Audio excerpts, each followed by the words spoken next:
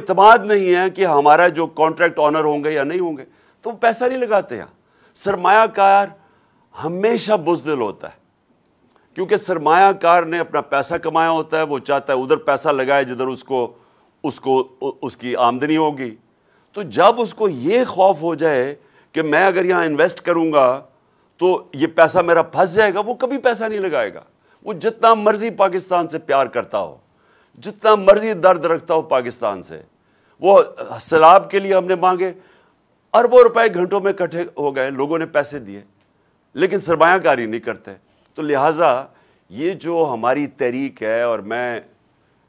اللہ سے دعا کرتا ہوں کہ یہ جو ہماری حقیقی آزادی کی تحریک ہے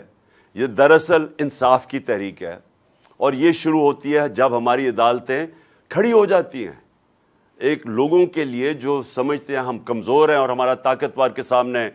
آمنا سامنا ہو گیا, تو لوگ چاہتے ہیں کہ ہماری عدالتیں ہمارے ساتھ کھڑی ہوں. میں وہ